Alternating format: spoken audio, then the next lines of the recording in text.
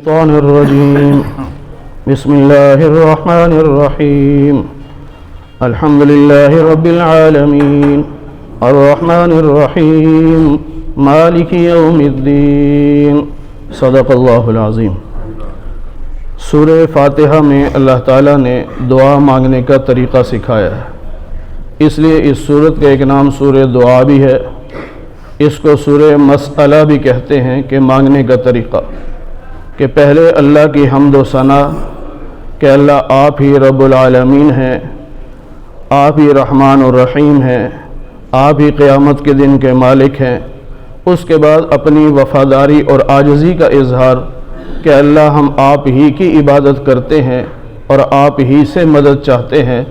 اب اگلی دعا ہے کہ اللہ اہدنا الصراط المستقیم، اے اللہ ہمیں صراط مستقیم کی ہدایت عطا فرما، اور جو غلط راستے ہیں وہ بھی ہمیں بتا دے اور ان سے بچنے کی توفیق عطا فرما۔ سورہ بقرہ یہ قرآن کریم کی سب سے بڑی سورت ہے، اور اس سورت کا آغاز الف لام میم سے ہو رہا ہے۔ قرآن کریم کی آیات دو قسم کی ہیں، آیات محکمات اور آیات متشابہات۔ آیات محکمات انہیں کہتے ہیں کہ جن آیات کا ترجمہ بھی معلوم ہو اور اس کی حقیقت بھی معلوم ہو، اور آیات متشابہات پھر دو قسم کی ہوتی ہیں۔ ایک قسم وہ ہے کہ جن کا ترجمہ تو معلوم ہوتا ہے لیکن حقیقت معلوم نہیں ہوتی، ایسی آیات کو آیات متشابہات کہتے ہیں، جیسے اللہ کا عرش، اللہ کا چہرہ، اللہ کی کرسی، اللہ کا ہاتھ۔ ہم یہ ترجمہ تو کر لیتے ہیں لیکن اس کی حقیقت کیا ہے وہ کسی کو معلوم نہیں۔ اور آیات متشابہات کی دوسری قسم یہ حروف مقطعات ہیں، جس طرح الف لام میم۔ ان کا نہ تو ترجمہ کسی کو معلوم ہے اور نہ اس کی حقیقت کسی کو معلوم ہے، لیکن ایمان لانا ضروری ہے کہ چاہے ہمیں ترجمہ پتہ ہو یا نہ پتہ ہو، یہ سب کچھ اللہ کا کلام ہے، ہم اس پر ایمان لاتے ہیں۔ اللہ تعالیٰ نے جنتی لوگوں کی نشانیاں بیان فرمائیں کہ پہلی نشانی یہ ہے کہ وہ ایمان بالغیب رکھتے ہیں، بن دیکھے اللہ کو مانتے ہیں، بن دیکھے نبی کو مانتے ہیں، بن دیکھے وحی کو مانتے ہیں، دیکھا نہیں ہے جنت جہنم کو مانتے ہیں۔ تو جو بن دیکھے مانتے ہیں یہ ہے ایمان والے لوگ، جنتی لوگ۔ اور نماز کی پابندی کرتے ہیں، ہمارے دیے ہوئے رزق میں سے خرچ کرتے ہیں، آپ پر جو قرآن کریم نازل ہوا اس پر بھی ایمان رکھتے ہیں، اور آپ سے پہلے جو کتابیں نازل ہوئیں ان پر بھی ایمان رکھتے ہیں، اور آخرت پر پورا یقین رکھتے ہیں۔ اس آیت میں ختم نبوت کا مسئلہ سمجھا دیا گیا کہ اللہ نے یہ فرمایا کہ آپ سے پہلے جو کچھ نازل ہوا اس پر ایمان رکھتے ہیں۔ اگر آپ کے بعد کسی اور نبی نے آنا ہوتا تو پھر یوں بھی تو کہا جاتا نا کہ وَمِن بَعْدِکَ، آپ کے بعد جو کچھ نازل ہوگا اس پر بھی ایمان رکھتے ہیں۔ تو اللہ نے یہاں بات ہی ختم کر دی کہ آپ سے پہلے کتابیں نازل ہوئی ہیں، آپ کے بعد کوئی کتاب نازل نہیں ہوگی، نہ آپ کے بعد کسی پر وحی آئے گی۔ تو یہ آیت جو ہے یہ ختم نبوت کی دلیل ہے۔ ان کے بارے میں اللہ فرماتے ہیں کہ جن کا یہ عقیدہ ہو، یعنی ایمان بالغیب ہو، نماز کی پابندی کرتے ہوں، اللہ کے نام پہ خرچ کرتے ہوں، اور تمام آسمانی کتابوں پر ایمان رکھتے ہوں، اور آخرت کا پورا یقین رکھتے ہوں، تو یہ لوگ ہدایت پر ہیں۔ لیکن ہدایت ان کے رب کی عطا ہے، ان کا اپنا کمال کوئی نہیں۔ اس لیے یہ بھی ذہن میں رہنا چاہیے کہ جو ہدایت ہمیں ملی ہے یہ ہمارا کمال نہیں ہے، یہ اللہ کی عطا ہے، اور یہ کامیاب لوگ ہیں۔ اس کے بعد کافروں کا ذکر کیا، اور یہ مخصوص کافروں کے بارے میں ہے۔ اللہ نے نبی علیہ السلام کو ان کے نام بتا دیے تھے کہ یہ کافر ایسے ہیں کہ آپ ان کو تبلیغ کریں یا نہ کریں یہ ایمان نہیں لائیں گے، ان کے حق میں تبلیغ برابر ہے، سمجھانا نہ سمجھانا ان کے حق میں برابر ہے۔ یہ نہیں فرمایا کہ آپ کے حق میں برابر ہے۔ اس سے پتہ یہ چلا کہ تبلیغ کرنے والے کو ثواب پہنچتا رہے گا، جتنی بار بھی وہ تبلیغ کرے گا، چاہے سامنے والا مانے چاہے نہ مانے۔ اگلے رکوع میں جو دوسرا رکوع ہے اس میں اللہ نے منافقین کا ذکر کیا کہ جو زبان سے تو کلمہ پڑھتے ہیں لیکن دل سے کلمہ نہیں پڑھتے، اور یہ فسادی لوگ ہیں۔ اور جب ان سے کہا جاتا ہے کہ صحابہ کی طرح ایمان لاؤ تو یہ کہتے ہیں کہ کیا ہم بے وقوفوں کی طرح ایمان لائیں؟ نعوذ باللہ، انہوں نے صحابہ کو بے وقوف کہا۔ تو اللہ نے اس کے جواب میں فرمایا الا انہم هم السفہاء، میرے محبوب کے صحابہ کو بے وقوف کہنے والے خود بے وقوف ہیں۔ تو یہاں سے علماء نے لکھا کہ اللہ نے ایک اصول دے دیا ہے کہ صحابہ کے بارے میں جیسی تمہاری رائے ہوگی وہ رائے پلٹ کر تم پر آئے گی، ویسے تم ہوگے۔ اس لیے اس بات کو اچھی طرح سمجھ لیں، جو صحابہ کو فاسق کہے گا وہ خود فاسق ہوگا، جو صحابہ کو جاہل کہے گا وہ خود جاہل ہوگا، جو صحابہ کو لوٹ مار کرنے والا کہے گا وہ خود لوٹ مار کرنے والا ہوگا، جو صحابہ کو بدعتی کہے گا وہ خود بدعتی ہوگا، اور جو صحابہ کو کافر کہے گا وہ خود کافر ہوگا۔ یہ قرآن نے اصول دیا ہے، یہ کسی مولوی کا فتویٰ نہیں ہے، یہ قرآن نے اصول دیا ہے۔ بعض لوگ کہتے ہیں جی شیعہ کافر کیوں ہے؟ بھئی وہ صحابہ کو کافر کہتے ہیں، اس لیے یہ فتویٰ پلٹ کے ان پہ آتا ہے کہ نبی کے صحابہ کافر نہیں، ان کو کافر کہنے والے کافر ہیں۔ آج کل ایک جملہ بولا جاتا ہے کہ جی کچھ گروہ ہیں جو تکفیری ہیں، جو کافر کافر کی رٹ لگاتے ہیں، تکفیری ہیں۔ بھئی یہ سب سے پہلے کون لوگ ہیں؟ سب سے پہلے یہ شیعی تو ہیں جو صحابہ کو کافر کہہ رہے ہیں۔ نہ تم صحابہ کو کافر کہو نہ تمہیں کوئی کافر کہے۔ اور پھر یہاں یہ اصول بھی یاد رہنا چاہیے کہ جیسی رائے صحابہ کے بارے میں ہوگی ویسے ہی اس کے بارے میں بھی ہوگی۔ تو ہم سب اللہ کے گھر میں بیٹھ کر اپنے عقیدے کا اظہار کرتے ہیں کہ تمام صحابہ جنتی ہیں، تمام صحابہ جنتی ہیں۔ تو پھر غیب سے بھی تو آواز آئے گی نا، میرے محبوب کے صحابہ کو جنتی کہنے والوں تم سب جنتی ہو۔ قرآن کا اصول ہے نا، قرآن کا اصول ہے۔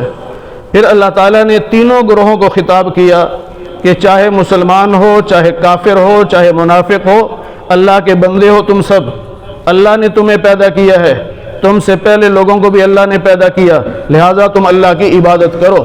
اور اللہ کی عبادت وہ ہوگی جو اللہ کا حکم ہوگا اور نبی کا طریقہ ہوگا۔ اللہ کا حکم نہ ہو تو عبادت نہیں بنتی، نبی کا طریقہ نہ ہو تب بھی عبادت نہیں بنتی۔ پھر اللہ تعالیٰ نے اپنی قدرت کی نشانیاں بیان فرمائیں کہ تمہارے لیے زمین کو بچھونا بنا دیا، آسمان کو چھت بنا دیا، بارش برسا دی، تمہارے رزق کا انتظام کر دیا۔ مشرکین مکہ کہتے تھے کہ یہ کتاب، یہ قرآن مجید اللہ کا کلام نہیں۔ اللہ فرماتے ہیں کہ اگر تمہیں شک ہے کہ یہ اللہ کا کلام نہیں تو اتنا بڑا کلام تم کہتے ہو کہ محمد صلی اللہ علیہ وسلم نے خود بنا لیا، اگر ایسی بات ہے تو تم سارے مل کر ایک صورت ہی ایسی بنا کے لے آؤ۔ تم نہیں بنا سکتے تو جب نہیں بنا سکتے تو پھر تیار ہو جاؤ کہ تمہارے لیے جہنم کی آگ تیار کی گئی ہے جس کا ایندھن انسان اور پتھر ہوں گے، اور یہ کافروں کے لیے تیار کی گئی۔ جو ایمان والے ہیں یعنی جن کا عقیدہ صحیح ہے، جو سنت کے مطابق عمل کرتے ہیں، ان کے لیے جنت ہے جہاں نہریں جاری ہوں گی، اور انہیں جب بھی پھل دیا جائے گا تو جنتی کہے گا ایسا پھل تو پہلے بھی کھایا، لیکن اسے کہا جائے گا کہ پہلے تو نے جو پھل کھایا تھا وہ شکل میں اس جیسا تھا، ذائقے میں اس جیسا نہیں تھا، یہ جو اب تجھے دیا جا رہا ہے یہ پہلے سے زیادہ لذیذ اور ذائقے والا ہے۔ جنت میں ایک بار پھل کھانے کے بعد وہی پھل جب دوبارہ کھائیں گے تو اس کا ذائقہ پہلے سے زیادہ اچھا ہوگا، اور یہ اللہ کی نعمتیں ہیں۔ پھر اللہ نے فرمایا کہ وہاں ان کو بیویاں بھی دی جائیں گی جو بڑی پاکیزہ ہوں گی، یعنی ظاہری پاکیزگی بھی ہوگی، نہ وہاں پیشاب ہے، نہ پاخانہ ہے، نہ زکام ہے، نہ تھوک ہے، نہ خون ہے، ایسی کوئی چیز بھی نہیں، اور باطنی پاکیزگی بھی ہوگی کہ جنتی اپنی بیوی کو جب دیکھے گا تو 70 جوڑے اس نے پہنے ہوں گے، ہر جوڑے کا رنگ الگ ہوگا، 70 جوڑوں میں سے اسے اپنی بیوی کا دل نظر آئے گا، اس دل میں شوہر کی جو محبت ہے وہ محبت بھی نظر آئے گی، اتنی پاکیزہ ہوگی۔ پھر 17ویں پارے میں اللہ تعالیٰ نے مشرکین مکہ کو کہا کہ جن بتوں کی تم پوجا کرتے ہو وہ مکھی پیدا نہیں کر سکتے، مکھی پیدا کرنا تو دور کی بات ہے، مکھی ان کے پاس سے کوئی چیز لے کے اڑ جائے، تمہارے بت اتنے کمزور ہیں کہ وہ چیز مکھی سے واپس نہیں لے سکتے۔ اس پر مکہ کے مشرکوں کو بہت تکلیف ہوئی، کہنے لگے کہ یہ اللہ کا کلام نہیں ہو سکتا، کیونکہ اللہ اتنا بڑا جو ساری کائنات کا مالک ہے وہ اللہ مکھی کی باتیں، مچھروں کی باتیں کرے گا؟ یہ انہوں نے اعتراض کیا۔ اس پہ اللہ نے آیت نازل فرمائی، ان اللہ لا یستحی ان یضرب مثلا ما بعوضۃ اللہ نہیں شرماتا کہ وہ مچھر کی مثال دے یا اس سے بھی گھٹیا کسی چیز کی مثال دے، کیونکہ اصل میں اللہ نے جو مثال دینی ہوتی ہے وہ دینی ہوتی ہے سمجھانے کے لیے، اور جس کا جیسا دماغ ہوگا ویسی مثال دے کے سمجھانا ہے، تو تمہیں اس کے علاوہ بات سمجھ نہیں آئے گی، اس لیے یہ بات سمجھائی جا رہی۔ اور اللہ فرماتے ہیں کہ جو ایمان والے ہوتے ہیں نا، وہ آیت سنتے ہی کہتے ہیں کہ ہمارے رب کی طرف سے بالکل سچ ہے، اور جو کافر ہوتے ہیں وہ انکار کیا کرتے ہیں۔ اللہ تعالیٰ نے فرشتوں سے فرمایا کہ انی جاعل فی الارض خلیفہ، کہ میں زمین میں اپنا خلیفہ بنانے لگا ہوں، یعنی انسان کو پیدا کروں گا، وہ میرا خلیفہ ہوگا، وہ میرا نائب ہوگا۔ تو فرشتوں نے کہا کہ اللہ، آپ ایسے انسان کو بنائیں گے جو زمین میں فساد کرے گا، خون بہائے گا، ہم آپ کی حمد و ثنا کرنے کے لیے کافی ہیں۔ اللہ نے فرمایا تمہیں نہیں معلوم جو میں جانتا ہوں۔ پھر اللہ نے امتحان لیا، کچھ چیزیں رکھی، ان کے نام بتائے، ان کی خصوصیات۔ تو اللہ نے پہلے فرشتوں سے کہا کہ ان چیزوں کے نام مجھے بتاؤ، فرشتے نہ بتا سکے، اپنی عاجزی کا اظہار کر دیا کہ سبحانک لا علم لنا الا ما علمتنا، اللہ آپ تو ہر کمزوری سے پاک ہیں، ہمارے پاس علم نہیں ہے، بس جو آپ نے دے دیا وہی ہے۔ اب آدم علیہ السلام کو اللہ نے فرمایا کہ ان فرشتوں کو بتاؤ ان چیزوں کے نام، انہوں نے بتا دیے۔ تو اللہ نے فرمایا فرشتوں کو، میں نے تمہیں کہا نہیں تھا کہ میں زمین و آسمان کے غیب کو جانتا ہوں، تم جو ظاہر کرو یا چھپاؤ میں اس کو جانتا ہوں۔ علماء نے لکھا کہ دیکھو، آدم علیہ السلام کی باری آئی تو اللہ نے یہ نہیں کہا کہ آدم مجھے بتاؤ، فرشتوں سے کہا مجھے بتاؤ۔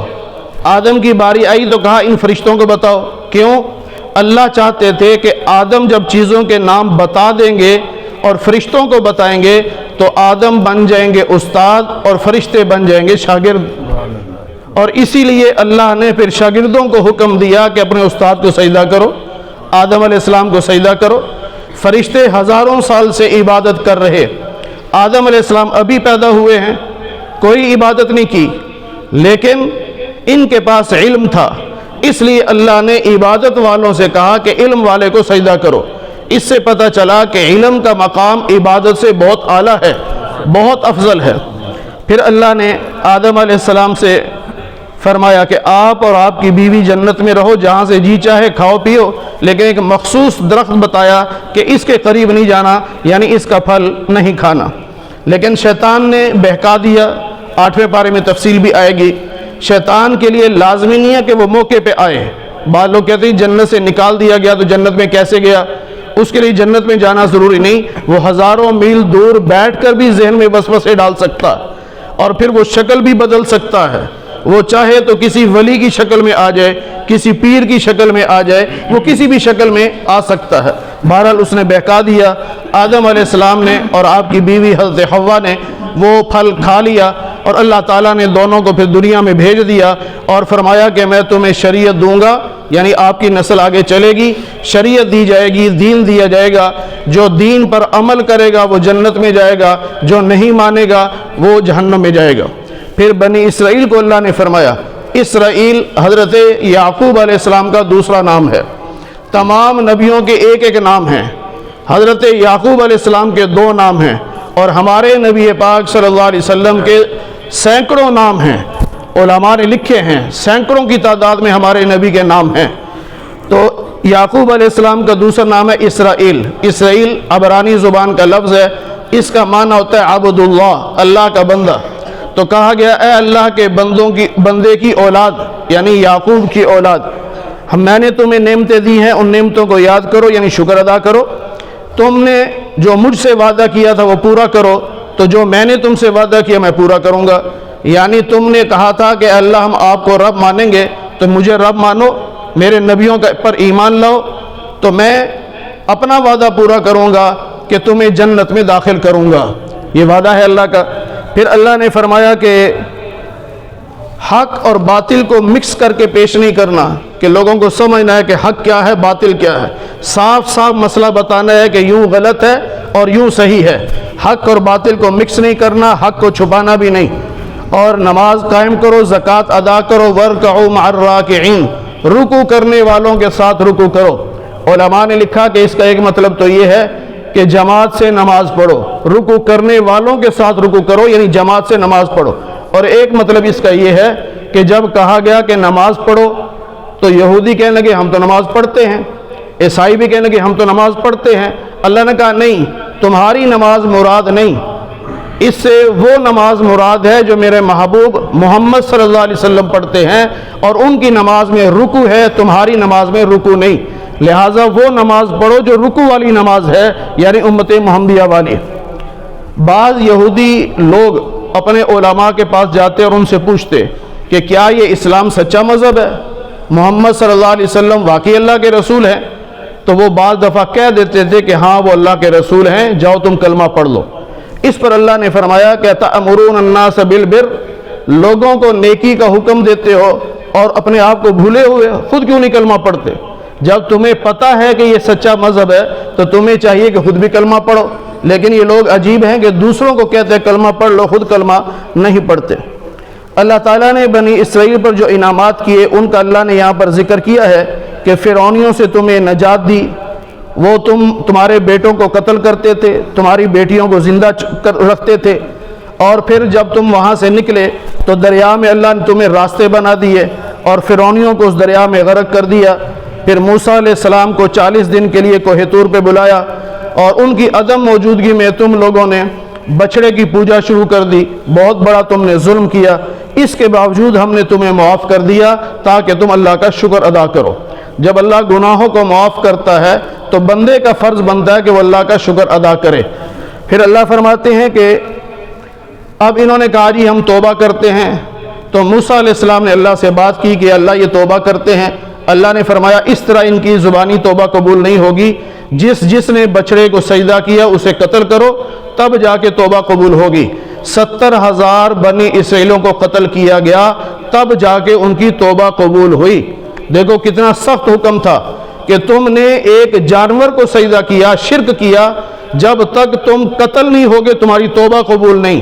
اور اللہ نے رحمت للعالمین محبوب کے ذریعے سے ہم پر اتنا احسان کر دیا کہ ایک بار نہیں، تم 100 سال بھی شرک کرتے رہے ہو، ایک بار سچے دل سے کہہ دو یا اللہ میری توبہ، میں تمہیں معاف کر دوں گا۔ یہ اللہ نے اپنے محبوب کی رحمت کے صدقے سے ہمارے لیے آسانیاں پیدا کی۔ پھر اب موسیٰ علیہ السلام نے آ کے کہا بھی اللہ کی کتاب ہے یہ لے لو، کہہ لگے ہمیں کیا پتہ اللہ کی کتاب ہے کہ نہیں۔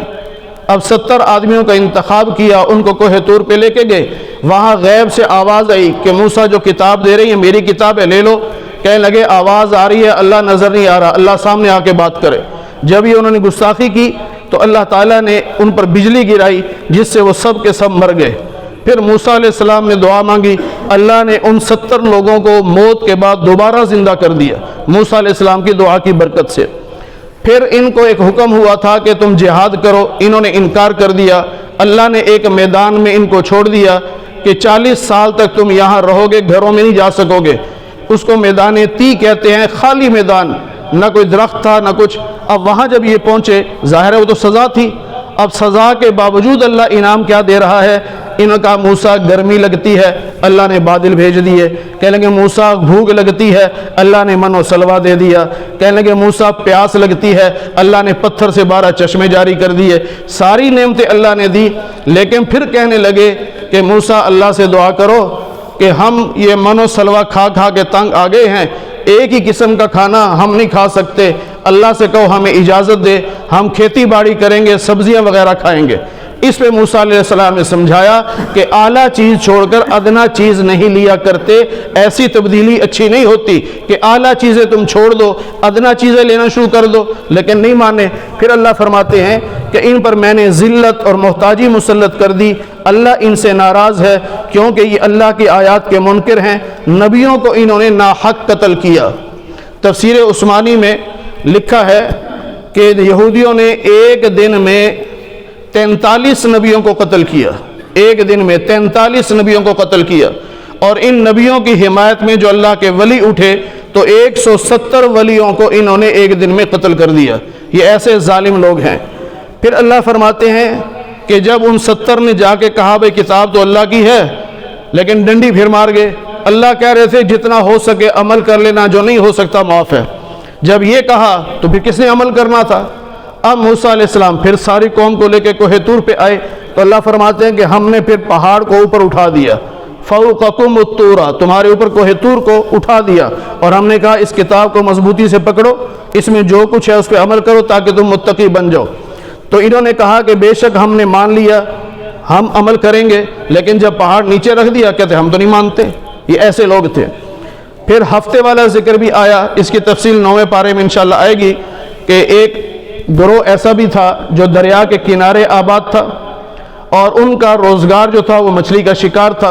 अल्लाह ने हुक्म दिया कि हफ्ते के दिन शिकार नहीं करना, लेकिन उन्होंने इसमें हीला शुरू कर दिया कि हफ्ते के दिन मछलियाँ ज़्यादा आती तो अपने अपने हौज़ बना लिए, तालाब बना लिए, और जब देखा कि हफ्ते का दिन है, आज मछलियाँ ज़्यादा आईं, तो वो ढक्कन उठाते थे तो दरिया का पानी तालाब में आ जाता, और जब मछलियाँ खूब तालाब में आ जाती, आगे ढक्कन रख देते कि वापस ना जा सके, तो कहते थे कि हमने कौन सा शिकार किया है, हम तो कल पकड़ेंगे, आज तो शिकार नहीं कर रहे। भाई जो तुमने कैद कर लिया उनको शिकार तो हो गया, लेकिन ये अल्लाह के हुक्म की नाफरमानी कर रहे थे।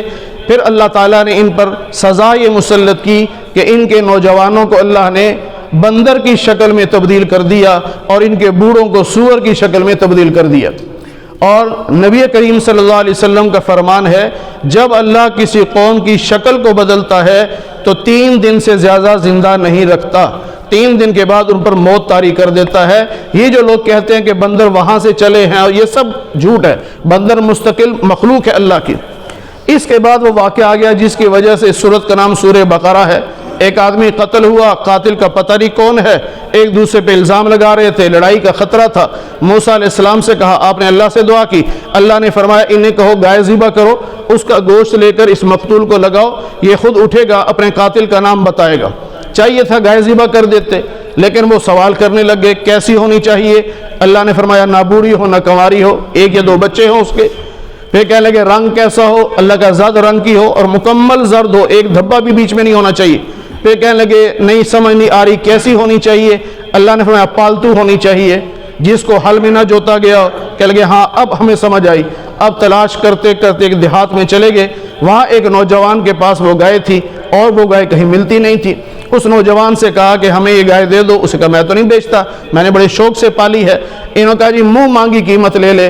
वो भी कोई पढ़ा लिखा था, समझदार था, कहने लगा अगर मुँह मांगी कीमत देनी है तो इस गाय को ज़िबा करके इसकी खाल को सोने से भर दो। रातों रात अरबपति बन गया। भाई अगर 2.5-3 मन गोश्त निकलता है तो 2.5-3 मन सोना भी तो उसके अंदर जाएगा ना, तो कितना मालदार बन गया रातों रात। अल्लामा शबीर अहमद उस्मानी रहमतुल्लाह ने लिखा कि अल्लाह ने इस नौजवान को रातों रात जो मालदार बना दिया, उसकी वजह यह थी कि ये बच्चा यतीम था लेकिन अपनी माँ की बहुत खिदमत करता था, तो अल्लाह ने दुनिया में माँ की खिदमत का सिला दे दिया। तो माँ की खिदमत का ये सिला मिला। फिर उन्होंने वो गाय ज़िबा करके गोश्त लगाया, मकतूल जिंदा हुआ।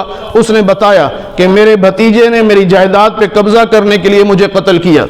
अल्लाह कहते हैं ये सारी बातें सुनने के बावजूद तुम्हारे दिल पत्थर हो गए, बल्कि पत्थर से भी ज़्यादा सख्त हो गए। क्यों कि बाद पत्थर वो हैं कि उनमें से नहरें जारी हो जाती हैं, बाज़ पत्थर को तोड़ो तो अंदर से कतरे पानी के निकलते हैं, और बाज़ पत्थर ऊपर से लुढ़क जाते हैं खौफ खुदा की वजह से। तुम यहूदियों पत्थर से भी ज़्यादा सख्त दिल हो गए हो, तुम पे अल्लाह का कुरान भी असर नहीं करता। फिर यहूदियों की एक आदत ये थी कि अपने हाथ से किताब में कुछ लिखते, कोई मसला अपने पास से लिखते और कहते अल्लाह की तरफ से किताब में यूँ लिखा है, और उस लिखने पर पैसे भी लेते थे। तो 2 काम करते थे, अल्लाह का हुक्म नहीं होता था, अपने पास से लिख कर कहते अल्लाह का हुक्म, और फिर खुद लिख कर पैसे भी लेते कि तुम्हारे हक में फतवा देंगे। तो अल्लाह कहते हैं बहुत बड़ा ये गुनाह कर रहे हैं, बहुत बड़ा ये जुर्म कर रहे हैं। अल्लाह कहते हैं फ़वैलुन, इनके लिए हलाकत है, बर्बादी है, तबाही है। फिर अल्लाह फरमाते हैं कि यहूदी यूँ कहते हैं कि हम जहन्नुम में नहीं जाएंगे, अगर गए भी तो चंद दिनों के लिए जाएंगे। बाज़ यहूदियों ने कहा कि 7 दिन, बाज़ ने कहा 40 दिन, बाज़ ने कहा जितने दिन दुनिया में गुजारे इतने दिन जहन्नुम में, उसके बाद जन्नत हमारी।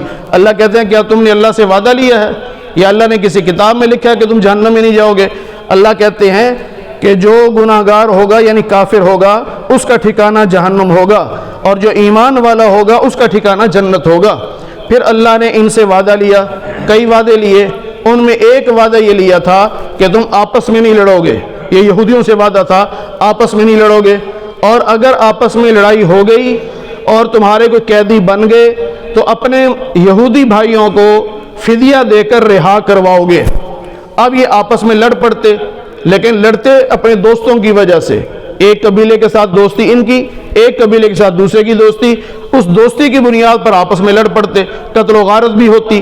جب وہ لڑائی ختم ہو جاتی اب مل کے بیٹھ جاتے، کہتے بھی اللہ کا حکم ہے قیدیوں کو رہا کرواؤ۔ اللہ کہتے عجیب لوگ ہو، افتؤمنون ببعض الکتاب وتکفرون ببعض، بعض حکموں کو مانتے ہو بعض کو نہیں مانتے۔ بھئی اب بیٹھ کے کہہ رہے ہو کہ اللہ کا حکم ہے کہ چندہ اکٹھا کرو اور فدیہ دے کر قیدی رہا کراؤ، اسی رب کا حکم تھا کہ آپس میں نہیں لڑنا، وہ حکم کیوں نہیں مانا؟ اپنی مرضی کا حکم مانتے ہو اور جو تمہیں پسند نہ ہو وہ حکم نہیں مانتے۔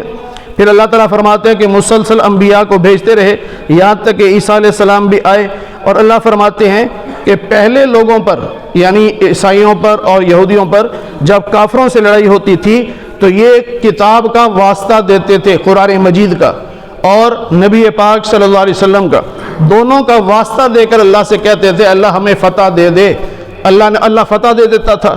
اب جب نبی پاک تشریف لے آئے، قرآن کریم آ گیا، اب اس کا انکار کرتے ہیں، کیسے عجیب لوگ ہیں، انہی کے واسطے سے دعائیں مانگتے تھے اور اب انہی کا انکار کرتے ہیں۔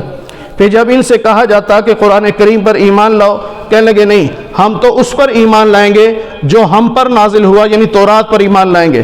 اللہ نے فرمایا نبی علیہ السلام سے کہ ان سے کہیے کہ اگر تم نے تورات ہی پر ایمان لانا تھا تو تم نے نبیوں کو قتل کیوں کیا؟ اس کا جواب دو۔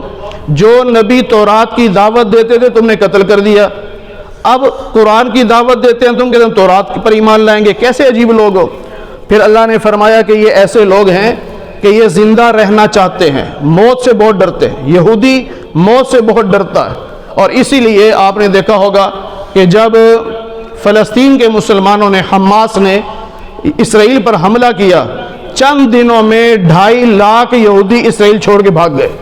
یہ موت سے بہت ڈرتے ہیں، مالی نقصان کی ان کے اتنی فکر نہیں ہوتی جتنا یہ موت سے ڈرتے ہیں۔ اللہ کہتے ہیں کہ ان سے کہو کہ اگر تم سمجھتے ہو کہ جنت میں تم نے جانا ہے تو پھر ذرا موت کی تمنا کر کے دکھاؤ کہ یا اللہ ہمیں موت دے تاکہ جنت میں جائیں۔ اللہ کہتے ہیں یہ موت کی تمنا نہیں کریں گے کیونکہ ان کا ضمیر بھی کہتا ہے کہ یہ لوگ جہنم میں جانے والے ہیں۔ پھر اللہ فرماتے ہیں کہ اگر 1000 سال کی بھی زندگی ان کو دے دی جائے تب بھی جہنم کے عذاب سے نہیں بچ سکتے۔ ایک مرتبہ یہودیوں نے پوچھا نبی پاک صلی اللہ علیہ وسلم سے یا حضرت عمر رضی اللہ تعالی عنہ سے کہ یہ بتاؤ کہ وہی کون سا فرشتہ لے کے آتا ہے؟ بتایا گیا کہ سیدنا جبریل علیہ السلام۔ تو یہودی کہنے لگے وہ تو ہمارا دشمن ہے اسے ہم کلمہ نہیں پڑھتے، ہمارا دشمن وہی لے کے آتا ہے اسے ہم کلمہ نہیں پڑھتے۔ اللہ نے اس کے جواب میں فرمایا کہ جو اللہ کا دشمن، فرشتوں کا دشمن، رسولوں کا دشمن، جبریل میکائیل کا دشمن، وہ سن لے اللہ ان کافروں کا دشمن ہے۔ پھر یہ کافر ہیں، اللہ ان کافروں کا دشمن۔ آگے یہودیوں کی ایک الزام تراشی کا ذکر ہے کہ وہ کہا کرتے تھے کہ سلیمان علیہ السلام کی حکومت جو قائم ہے نا یہ جادو کی وجہ سے ہے، وہ جادو کرتے ہیں نعوذ باللہ اس لیے ان کی حکومت قائم ہے۔ اس پہ اللہ نے پوری تفصیل سے بتایا کہ جادو کرنا کفر ہے اور نبی کبھی کفر نہیں کر سکتا، اور ان کے امتحان کے لیے اللہ نے بابل شہر میں 2 فرشتے بھیجے تھے، ہاروت اور ماروت، انسانی شکل میں آئے تھے، لیکن لوگ ان سے جادو سیکھتے تھے اور جادو سیکھ کر میاں بیوی میں لڑائیاں کراتے تھے۔ جادوگروں کا پسندیدہ مشغلہ یہ ہوتا ہے کہ میاں بیوی کے درمیان لڑائیاں کرا کے طلاق تک نوبت پہنچاؤ۔ یاد رکھیے گا جادو کرنے والا بھی کافر ہے، جادو کروانے والا بھی کافر ہے، اور جو جادو کو حق سمجھے کہ ہاں جی کوئی بات نہیں ہے، یہ مولوی کہتے ہیں کہ جائز نہیں ہے، جو اسے جائز سمجھتا ہے وہ بھی کافر ہو جاتا ہے، کیونکہ جادو حرام ہے اور حرام کو حلال سمجھنے والا بھی کافر ہو جاتا ہے۔ پھر بعض یہودی ایسے تھے کہ نبی پاک صلی اللہ علیہ وسلم کو کہتے تھے راعینا یا رسول اللہ راعینا۔ اب راعینا کا لفظ تھا، تھوڑا سا لہجہ بدلتے راعینا یعنی یا بنا دیتے بیچ میں۔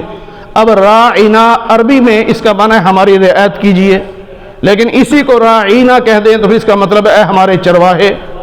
اب صحابہ سمجھتے یہ عربی میں کہہ رہے ہیں تو وہ بھی کہنے لگے یا رسول اللہ راعینا۔ اب یہودی خوش ہوتے کہتے دیکھو ہم نے مسلمانوں کو بھی کس بات پہ لگا دیا، اپنے نبی کو خود ہی اپنا چرواہا کہہ رہے ہیں۔ اس پہ اللہ نے یہ حکم اتارا کہ ایمان والو راعینا کا لفظ مت بولو، اس کی بجائے انظرنا کا لفظ بول لو، اور یہاں سے مسئلہ یہ سمجھا دیا ایسا لفظ بولنا جس کے دو مطلب نکلتے ہوں یا دو سے زیادہ مطلب نکلتے ہوں اور کوئی مطلب اس کا الٹا بھی لے سکتا ہو اور اس سے نبی کی توہین ہوتی ہو، تم نے ایسا لفظ نہیں بولنا۔ کسی بھی معنی میں نبی کی توہین ہوتی ہو تو ایسا لفظ نہیں بولنا۔ پھر اللہ تعالیٰ فرماتے ہیں کہ یہودی اور عیسائی یوں کہتے ہیں کہ ہم جنت میں جائیں گے۔ اللہ کہتے ہیں یہ ان کی امیدیں ہیں، صرف ان سے کہیے کہ دلیل لے کے آؤ اگر سچے ہو۔ اب یہاں دو باتیں سمجھنے والی ہیں۔ ایک تو یہ ہے کہ لوگ دعویٰ کریں گے کہ ہم جنتی ہیں، بس ہم جنتی، ان کے دعوے کی پرواہ نہیں کرنی، تم اپنے سیدھے دین پہ چلتے رہو، ان سے متاثر نہیں ہونا۔ اور دوسری بات، اگر کوئی آدمی آپ سے بحث کرے تو آپ نے اس سے بحث نہیں کرنی۔ اللہ نے صحابہ سے نہیں کہا کہ ان سے کہو دلیل دو، اللہ نے نبی سے فرمایا کہ ان سے کہو دلیل لے کے آؤ۔ اس لیے عام آدمی ان سے دلیل نہ مانگے بلکہ عالم کے پاس لے کے آئے۔ عالم کہے گا لاؤ دلیل، ان کو پتہ ہے کہ عالم کے سامنے جھوٹی دلیل چلے گی نہیں۔ پھر اللہ فرماتے ہیں کہ یہودی عیسائیوں کے بارے میں کہتے ہیں ان کا کوئی مذہب نہیں، عیسائی یہودیوں کے بارے میں کہتے ہیں ان کا کوئی مذہب نہیں، حالانکہ دونوں اللہ کی کتاب پڑھتے ہیں۔ اور اسی طرح مسجدوں کو یہ ویران کرتے ہیں، ان کو برباد کرتے ہیں۔ تو جو لوگ مسجد کو ویران کرنے کا ذریعہ بنتے ہیں اس میں بعض ایسے لوگ ہوتے ہیں جو جان بوجھ کر کہتے ہیں جی فلاں مسلک والا مسجد میں داخل نہیں ہو سکتا، اور بعض لوگوں کا رویہ ایسا ہوتا ہے کہ اس کے رویے کی وجہ سے کچھ نمازی چلے جاتے ہیں کہ جی یہ بابا تو بےزتی کرتا رہتا ہے، بولتا رہتا ہے، ہم نے یہاں نماز نہیں پڑھنی۔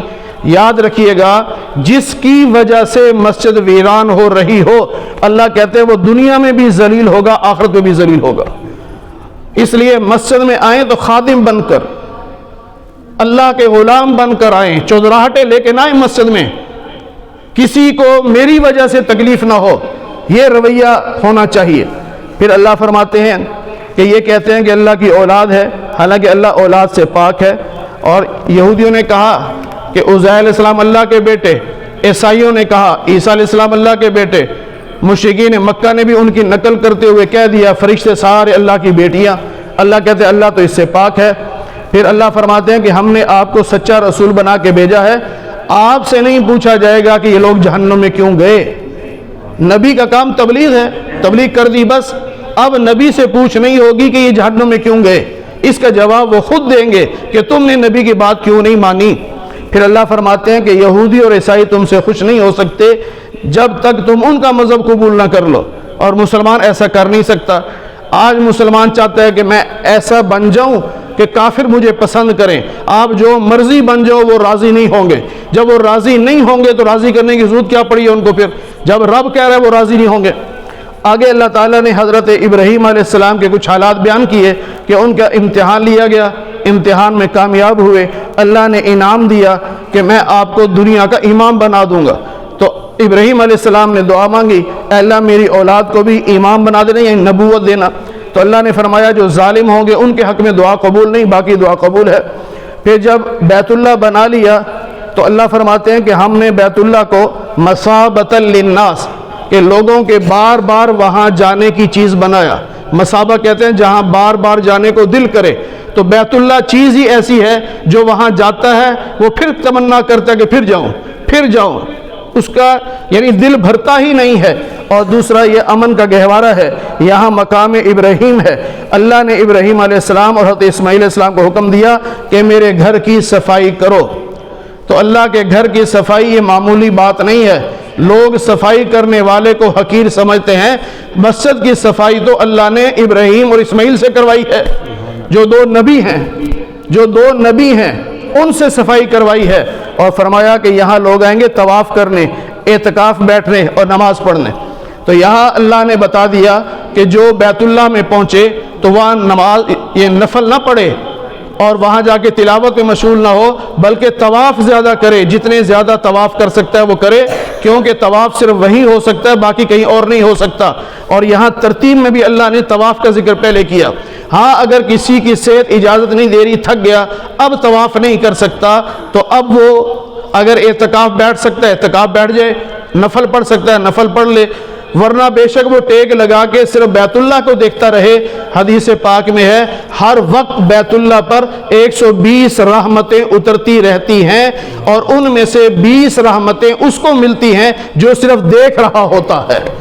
پھر ابراہیم علیہ السلام نے دعائیں مانگی، ان میں سے ایک دعا یہ تھی کہ اللہ مکہ والوں میں ایک رسول بھیج، اور وہ رسول ہمارے نبی پاک صلی اللہ علیہ وسلم ہیں۔ آپ نے خود فرمایا میں اپنے جد امجد ابراہیم کی دعا کا نتیجہ ہوں۔ پھر اللہ تعالیٰ نے یہودیوں اور عیسائیوں کی کچھ غلط رسموں کا بھی ذکر کیا، غلط دعووں کا ذکر کیا، اور فرمایا کہ سنو تلک امتن، تم جو نبیوں کی باتیں کرتے ہو نا کہ ہم نبیوں کی اولاد ہیں، وہ یہی کہتے تھے ہم نبیوں کی اولاد ہیں، تو اللہ کہتے وہ تمہارے آباء و اجداد جو نبی تھے وہ ایک جماعت تھی، ان کے اعمال ان کے ساتھ ہیں، تمہارے اعمال تمہارے ساتھ ہیں، تم سے یہ نہیں پوچھا جائے گا وہ کیسے تھے، تم اپنا جواب دینا تم کیسے تھے۔ تو یہاں ہمیں سمجھایا جا رہا ہے کہ اپنے باپ دادے پہ ناز نہ کرو کہ میرا دادا حاجی تھا، وہ بڑا نیک تھا، بہت بڑا عالم تھا، فلاں تھا، اس پہ ناز کیوں کرتے ہو؟ تمہیں سے تو یہ پوچھا جائے گا تم کیا کرتے تھے، اپنا جواب دو۔ پھر اللہ فرماتے ہیں کہ ان سے کہا گیا کہ یوں کہو آمنا باللہ، ہم اللہ پر ایمان لائے، قرآن کریم پر ایمان لائے، ابراہیم علیہ السلام، اسماعیل، اسحاق، یعقوب ان کی اولاد پر جو صحیفے اترے اس پر ایمان لائے، موسیٰ، عیسیٰ علیہ السلام کو جو کتابیں دی گئی ہم اس پر ایمان لائے، اور ہم نبیوں میں تفریق نہیں کرتے، ہم سب کو اللہ کا رسول مانتے ہیں۔ نبی پاک صلی اللہ علیہ وسلم نے بتایا کہ 1,24,000 انبیاء آئے، ہم 1,24,000 انبیاء کو اللہ کا نبی مانتے ہیں، ہم ان میں تفریق نہیں کرتے۔ پھر فرمایا کہ صحابہ کی شان بیان کی کہ اگر یہ لوگ ایمان لائیں ایسے جیسے صحابہ لائے تو پھر یہ ہدایت والے ہیں، اور اگر ایسا ایمان نہیں لائیں گے تو آپ ان کی فکر نہ کریں، فَسَيَكْفِيكَهُمُ اللَّهُ، اللہ آپ کے لیے کافی ہے، یہ آپ کا نقصان نہیں کر سکتے۔ آخر میں پھر یہی آیت تلک امت قد خلت، کہ وہ انبیاء کی جماعت ایک امت تھی، وہ گزر گئے، ان کے اعمال ان کے ساتھ، تمہارے اعمال تمہارے ساتھ، تم سے یہ نہیں پوچھا جائے گا وہ کیسے تھے، تم سے تو یہ پوچھا جائے گا کہ تم کیسے تھے اور کیا کیا کرتے تھے۔ اللہ تعالی ہمیں قرآن کریم کی صحیح سمجھ نصیب فرمائے۔